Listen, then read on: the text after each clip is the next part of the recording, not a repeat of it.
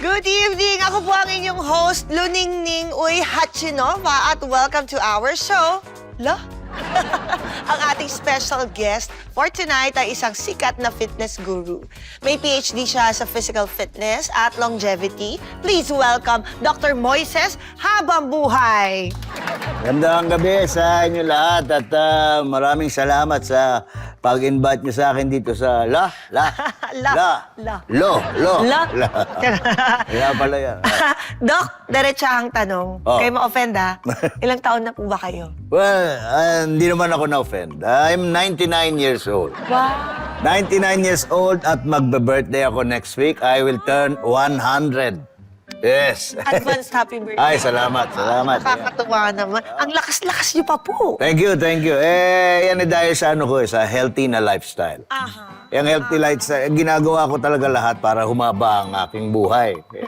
Nakakabilib naman po talaga, nakaka-inspire. Salamat. A question lang po, bilang isang go ahead. expert po sa larangan ng fitness program, ano po Yes. ba yung mga na-o-observe ninyo na maling ginagawa ng mga Pilipino when it comes to exercising, working out, Naku. fitness?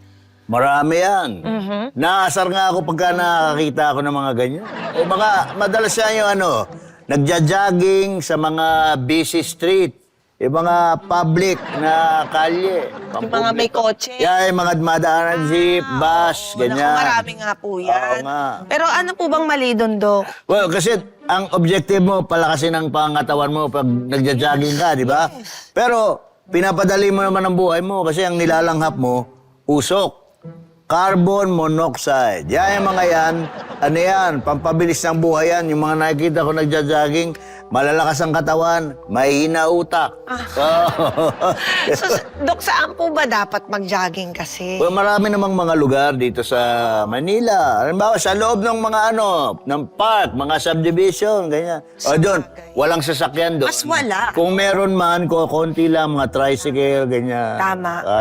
Pero alam mo, natatawa ako doon sa mga yung mga nagja-jogging, nagwa-walking, at ginagawa nila yun sa Memorial Park. Ay, bakit po? Ay, mga libingan. Kasi di ba parang saliwa sa objective mo, di ba? Nag-exercise ka para umaba ang buhay mo, pero nandun ka naman sa lugar ng mga patay.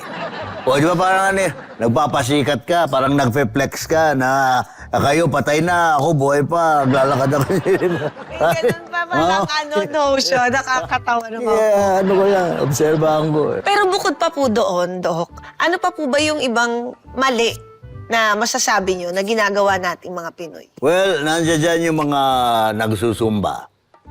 Zumba per se, walang mali dyan. Pero kung magsusumba ka na malapit ka doon sa mga kainan, ay yun ang mali. Kasi ang dami ko nakikita, pagkatapos magsumba, dumidiretso sa mga malapit na restaurant. Oo. Kasi parang sinayang mo lang yung pinagpawisan mo, yung mga na-burn mo na calories.